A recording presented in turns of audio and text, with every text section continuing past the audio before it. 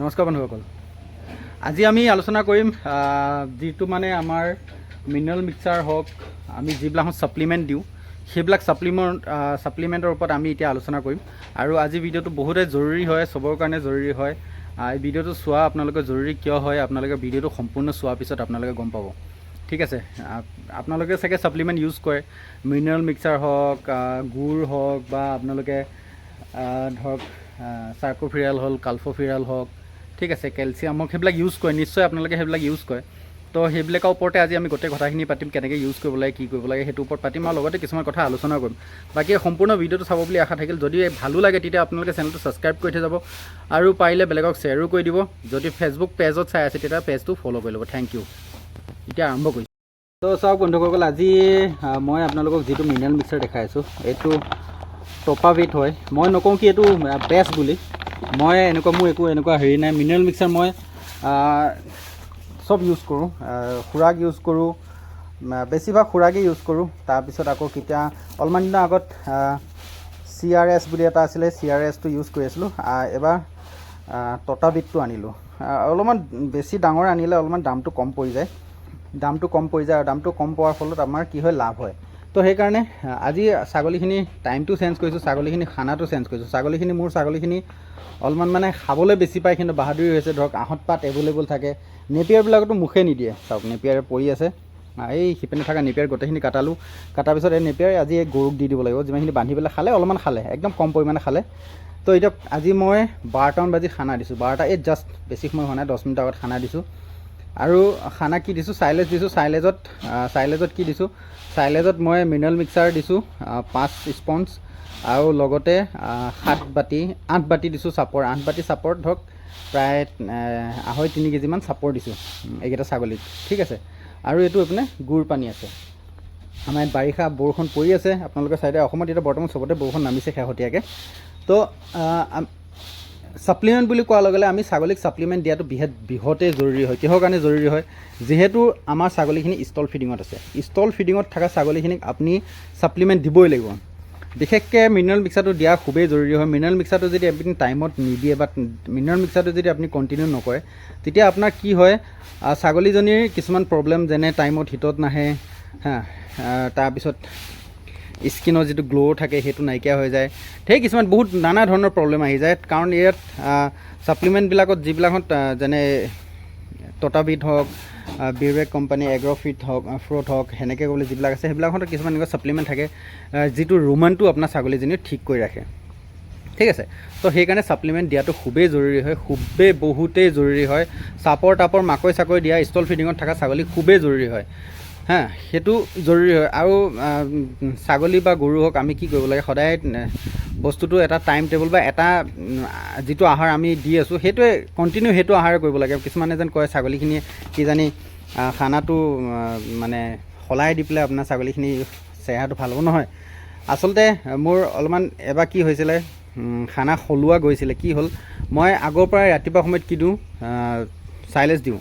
তো মাজতে কি হ'ল, মোৰ চাইলেজ শেষ হৈ গৈছিলে। চাইলেজ শেষ হোৱাৰ পিছত চাইলেজো অহা নাছিল, বহুত দিনলৈকে চাইলেজ অহা নাই। তো চাইলেজ অহা নাই, তাৰপিছত মানে টাইম টেবুলটো চেঞ্জ হ'ল। সেই তেতিয়াই মোৰ ছাগলীখিনি অলপমান চেহেৰাটো ডাউন হৈ গ'ল। আৰু চাইলেজো নাই, লগতে মই বেলেগ এটা কাম এটা কৰি আছিলোঁ কণ্টেক্টৰ। সেই কামটোত ঘূৰোঁতে মোৰ মানে বহুতখিনি ছাগলী ক্ষীণাই গৈছিলে। তো সেইটো কাৰণে আকৌ কিছুমান ডিচিশ্যন ল'লোঁ, নাই সেইবিলাক কামত নহয়। কাৰণ মই যিহেতু গৰু ছাগলী কাম কৰিম বুলিয়ে চাকৰি বাদ দিছোঁ, তো মই এইটো কামেই কৰিব লাগে বুলি আকৌ সেইবিলাক কাম বাদ দি পেলাই আকৌ সম্পূৰ্ণৰূপে এতিয়া নিচাপিকৈ মোৰ ফাৰ্মখনত, গৰু ফাৰ্মখনত ইয়াত আৰু মাছৰ লগত লাগি আছোঁ। তো ছাপ্লিমেণ্ট, মাছকো হওক বা ছাগলী, চবকে ছাপ্লিমেণ্ট দিয়াটো জৰুৰী। এতিয়া আমি আৰু এটা ডাঙৰ কথালৈ আহোঁ। চাওক, এতিয়া আমাৰ অসমৰ ৰাইজে কি কথা কয়, কি বহুত কিছুমান মানুহে বা কিছুমানে মেছেজ কৰে, হোৱাটছআপত মেছেজ কৰে, কিছুমানে ফেচবুকত মেছেজ কৰে, কিছুমানে ইউটিউবত মেছেজ কৰে, মেছেঞ্জাৰত মেছেজ কৰে। সেইখিনিতে কয় কি, বিশেষকৈ ইউটিউবত মই যেতিয়া এটা ভিডিঅ' বনাইছিলোঁ, ছাগলী এজনী ব্ৰিডিং কৰোঁতে 500 টকা লয় বুলি, তেতিয়া কোনোবাই লিখিছে আমাৰ ইয়াত 50 টকাটো পায়। কোনোবাই লিখিছে কি আমাৰ ইয়াত 70 টকাটো পায়। কোনোবাই লিখিছে আমাৰ ইয়াত 200 টকা, বিটেলৰ সৈতে খৰচ কৰিলে 200 টকা। ঠিক আছে, তো সেনেকৈ কিছুমান কথা লিখিছে। এতিয়া মই এটা কথা কওঁ, আৰু ছাগলীৰ ক্ষেত্ৰতো ক'লে আপুনি যদি ছাগলী কিনিব যায় ললিত আপোনাৰ ছাগলীৰ দাম বহুত বেছি পাঞ্জাৱততো সিমান দাম নহয় ৰাজস্থানতো সিমান দাম নহয় ইউ পিততো সিমান দাম নহয় আপুনি দাম বেছি লৈ আছে সেনে তেনে এনেকুৱা কিছুমান মানে কথা কয় এতিয়া মেইন কথা হৈছে কি চাওক এইটো যিটো টটা বেট আজিৰ পৰা প্ৰায় 3 বছৰমানৰ আগত এইটোৰ দাম কিমান আছিল জানে প্ৰায় 600 মান টকা আছিল 650 মান টকা আছিল এতিয়া বৰ্তমান এইটো পুৰণা ষ্টক এইটো আজি মই যিটো লৈ আনিছোঁ এইটো পুৰণা ষ্টক নতুন ষ্টকৰ দাম কিমান জানেনে এইটো নতুন ষ্টকৰ দাম হৈছে এতিয়া বৰ্তমান 1500 টকা মানে এইটো দাম কোৱা নাই মইতো যিটো এগ্ৰ'ফিট খুৱাই আছিলোঁ এগ্ৰ'ফ্ৰুটটো মই খুৱাই আছিলোঁ ইয়াৰ আগত 5 কেজিটো এগ্ৰ'ফ্ৰুট 5 কেজিটো মই 1200 কিমান টকা দি পেলাই হ'লচেল ৰেট আছিলে আৰু 800 কিমান টকা মই তাক হ'লচেলতে কিনিছোঁ আৰু মানে MRP আছিলে 1200 কিমান টকা এতিয়া আজি MRP চাইছোঁ আজি MRP এগ্ৰ'ফ্ৰুটৰ আজি MRP আছে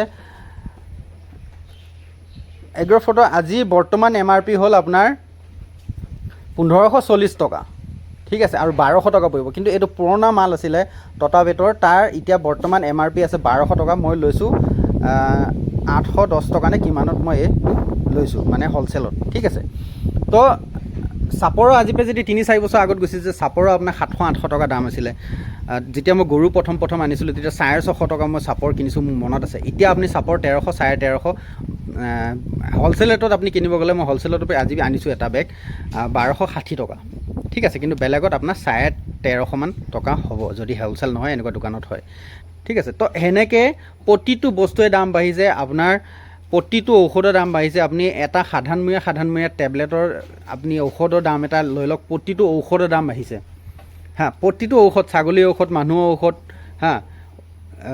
আগতে যিবিলাকত মানে 175 টকা মানত লৈছিলোঁ এটা ভাইল কিহৰ টাৰ্বিবেটৰ এতিয়া বৰ্তমান সেইটো 270 টকা নে কিমান তাৰপিছত 200 কিমান টকা হ'ল মেনেলক্স প্লাছৰ 100 ml ভাইলটো সেনেকৈ মানে প্ৰতিটো বস্তুৱে দাম বাঢ়িছে কিন্তু আমাৰ মানুহখিনিয়ে আমাৰ বস্তু এটা যদি আপুনি দাম বঢ়াব বিচাৰে ধৰক আপুনি কিবা এটা বস্তু দাম বঢ়ালে ছাগলীজনী যে আপুনি ব্ৰিডিঙৰ কাৰণে 500 টকা ল'লে সেই খেতিয়কটো মানে এনেকুৱা কমেণ্ট কৰিব সেই 500 টকা হয় নেকি কিন্তু প্ৰতিটো বস্তুৰ দাম বাঢ়িব কিন্তু আপোনাৰ বস্তু মানে খেতিয়কৰ বস্তু দাম বাঢ়িব নালাগে চাউলৰ ধানৰ দাম বাঢ়িব নালাগে ধান 17 টকা 16 টকা হ'ব লাগে কিন্তু সেই চাউল আকৌ 45 টকা হয় ঠিক আছে আকৌ আপুনি গাখীৰৰ দাম আপুনি আপোনাৰ গাঁৱৰ পৰা আপোনাৰ ঘৰত গাখীৰ 33 টকা 35 টকাত আপুনি দিব সেই গাখীৰটো আকৌ কিমান বৰ্তমান পুৰবিয়ে 40% গাখীৰ থাকে 60% পানী সেইখিনিত যেতিয়া আপুনি পেকেজিং কৰি পেলাই আপোনাৰ ঘৰত আপোনাক দি যাবহি সেইটো আকৌ কিমান এতিয়া চাগে 75 টকা নে 77 টকা সেনেকুৱা দাম হৈ আছে 1 লিটাৰ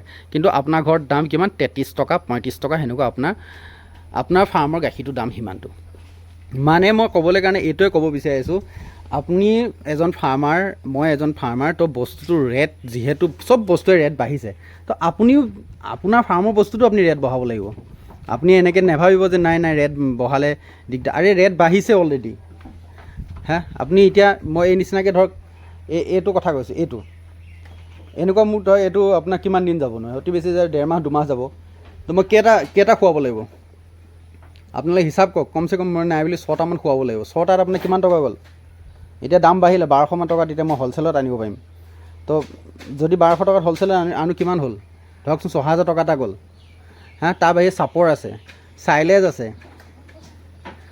কিন্তু আপুনি যেতিয়া বস্তুটো বেচিবলৈ ল'ব আমাৰ যিবিলাক খেতিয়ক আমাৰ যিখিনি নিজৰ মানুহ মানে যিখিনি আমাৰ থলুৱা মানুহ যিখিনি খেতিয়ক সিহঁতে ক'ব এই দাম বেছি হৈছে আমুখে তমুখে ইটোহে সিটোহে ট্ৰান্সপৰ্টিঙৰ দাম কিমান বাঢ়িছে প্ৰতিটো বস্তু দাম বাঢ়িছে চব বস্তু দাম বাঢ়ি গ'ল কিন্তু আমাৰ খেতিয়কৰ বস্তু দাম বাঢ়িব নালাগে আমাৰ ফাৰ্মৰ বস্তুবিলাকৰ দাম বাঢ়িব নালাগে বুজিছেনে বেলেগ কথা বাদ দিয়ক আজিৰ পৰা অলপমান বছৰ আগত গুচি যাওক এটা কণীৰ দাম কিমান আছিলে এতিয়া এটা লোকেল কণীৰ দাম 15 টকা হয় নহয় কথাটো ভাবি চাওক আজিৰ পৰা প্ৰায় 10 বছৰমানৰ আগত ছাগলী মাংসৰ দাম 300 টকামান কেজি আছিলে এতিয়া বৰ্তমান 800 টকা কেজি কিন্তু আমাৰ ছাগলীটো দাম নাই আপুনি যেতিয়া ছাগলীটো বেচিব ল'লে ছাগলীটোৰ দামেই নাই কাটি পেলাই ওলমাই দিয়াৰ লগে লগে বেমাৰী ছাগলীটো খাচী হৈ যাব 700 টকা কেজি লাগি গ'ল কিন্তু আপোনাৰ বস্তুটো দাম নাই মানে দাম কিয় নাই আমি নিজে বুৰ্বক আমি খেতিয়কখিনি বুৰ্বক আমি নিজৰ বস্তুটো আমি নিজে দাম বঢ়াব নাজানো মানে নাজানা নহয় আমি বঢ়াবই নিবিচাৰোঁ আমি বস্তু দাম বঢ়াবই নিবিচাৰোঁ যদি বস্তু দাম বাঢ়ি গ'ল ইয়াক যেনে তেনে মানুহটোক ডাউন কৰিব লাগে কিবা কৰিব লাগে হয়নে বস্তুটো এতিয়া গাহৰিৰ ক্ষেত্ৰতে কওঁ আপোনাৰ গাহৰি যদি আপুনি বেচিবলৈ আপোনাৰ গাহৰি দাম নাই কিন্তু সেইটো গাহৰি আকৌ আপুনি কিনি খাব গ'লে আকৌ 400 টকা কেজি লাগিব বেচিব গ'লে আকৌ 180 টকা আপোনাক কেজি দিব। সেই পৰিস্থিতি হৈ আছে। গাহৰি বেপাৰীয়ে 2 তালা 3 তালা ঘৰ বনাই পেলালে অলপমান দিনৰ আগত, কিন্তু গাহৰি ফাৰ্মাৰবিলাকে ধাৰত পোত খাই মৰি গৈছে, হয়নে? গাহৰি বেপাৰীয়ে 2 তালা 3 তালা ঘৰ বনাই পেলালে, কিন্তু গাহৰি ফাৰ্মাৰবিলাকে ধাৰ লাগি মৰি গৈছে। হাঁহ কাটা মুৰ্গী কাটা মানুহে আপোনাৰ গাড়ী সলাই আছে, কিন্তু কি হৈছে, হাঁহ বেচা মানুহটোৱে মুৰ্গী বেচা মানুহটোৱে ধাৰত পোত খাই আছে। তো বস্তুবিলাক বুজি পাওক মই কি ক'ব ওলাইছোঁ।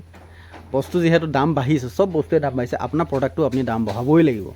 যদি দাম নবঢ়ায় তেতিয়াহ'লে আপুনি যায় বেলেগৰ আণ্ডাৰত আকৌ ছিকিউৰিটি গাৰ্ড বা কিবা এটা কাম কৰিব লাগিব, যদিহে আপুনি বস্তুৰ দাম নবঢ়ায়। বুজিলেনে? মই চিধা চিধিকৈ কৈ দিছোঁ, আপোনালোকে কথাবিলাক বুজি পাওক। আপোনালোকে সেই আগৰ এতিয়াও যেন কিছুমান মানুহে মোক ফোন কৰি পেলাই কয় 3500 টকাত 4000 টকাত লোকেল ছাগলী পামনে? আপুনি আজি তাৰিখত বজাৰত গুচি যাওক, এটা ভাল মতা ছাগলী কিনিব গ'লে 20 কেজি ওজন 18 কেজি ওজনৰ ছাগলী এটা কিনিব গ'লে আপুনি 6000 টকাৰ তলত নাপায় মতা ছাগলী এটা।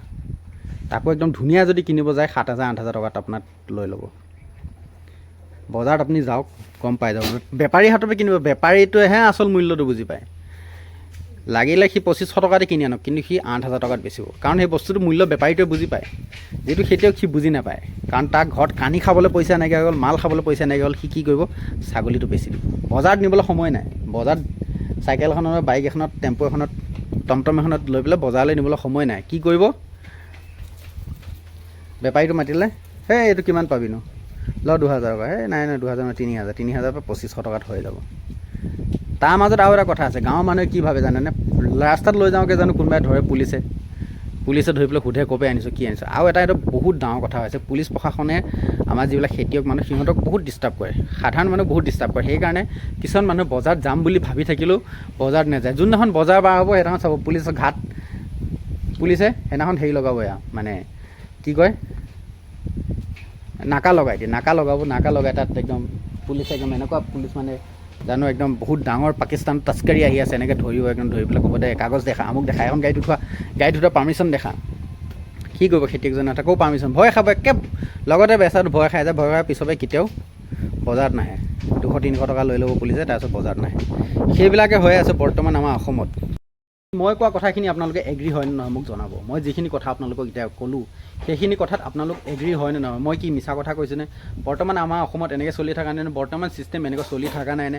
আমাৰ অসমখন দিনে দিনে দুখীয়া হৈ যায়, এইবিলাক কথাই নহয়নে বাৰু? আপোনালোকে মোৰ কথাখিনি সম্পূৰ্ণভাৱে আপোনালোকে মোৰ কথাখিনি মন্তব্য মই এতিয়া যিটো ক'লোঁ আপোনালোকে য়েছ নট জবাব দিব। হয় ললিত দা সঁচা কথা কৈছে, নহয় যদি মই মিছা কথা কৈছোঁ ক'ব হয় ললিত দা আপুনি এনে ফকতীয়া কথা বকি আছে, এইবিলাক কথা কৈ একো লাভ নাই। আজি অসমৰ বা ইণ্ডিয়া আজি যিটো অৱস্থা, তাতকৈ বেছি বেয়া অৱস্থা আমাৰ অসমৰ। ঠিক আছে, অসমৰ এনেকুৱা কি হৈ গৈছে আপোনালোকে অলৰেডি গম পায়। তো সেইকাৰণে আপোনালোকে যিটো মই লাইনৰ মানুহ, মই সেইটো লাইনৰ কথাই কওঁ, মই যোনটো লাইনৰ মানুহ সেইটো লাইনৰ কথাই কওঁ। আপোনালোকে সজাগ হওক, বস্তুবিলাকত চাওক। এটা বেপাৰী আহি পেলাই ক'ৰ পৰা বেপাৰী আহিছে জানে? UP পৰা আহিছে। কোনোবা নামটো চাব, তাৰ পিছত লিখা থাকিব কুৰেচি লিখা মানুহ এটা থাকিব। সেই কুৰেচি লিখাৰ মানুহ এটাই হাম টকা পিটি আছে আপোনাৰ ছাগলীটো বেছিয়ে, কিন্তু আপুনি পইচা ইনকাম কৰিব পৰা নাই। সেই কুৰেচিটো আহি পেলাই আপোনাৰ পইচাবিলাক, আপোনাৰ ছাগলীবিলাকৰ পৰা পইচা ইনকাম কৰি আছে, কিন্তু আপুনি 1 বছৰ পোহা ছাগলীটো আপুনি যেতিয়া বেচিবলৈ যায় আপুনি সেই পইচাটো নাপায়। অকল সেইবিলাক বেপাৰীয়ে নহয়, বাহিৰৰ বেপাৰী, আমাৰ অসমীয়া বেপাৰী, চব বেপাৰীয়ে চেম। তো সেইকাৰণে মুঠিটো টাইটকৈ ধৰিব লাগিব। মুঠি টাইটকৈ ধৰিলেহে আপোনালোকে বস্তুৰ দাম পাব। ঠিক আছে, মই আপোনালোকক যিমানখিনি ক'ব লাগে ক'লোঁ। বাকীখিনি আপোনালোকে কেনেকৈ সলনি কৰিব লাগে বস্তুবিলাক নিজে ছিষ্টেমবিলাক বুজি পায় আৰু সলনি হ'ব। Thank you, all the best, ধন্যবাদ।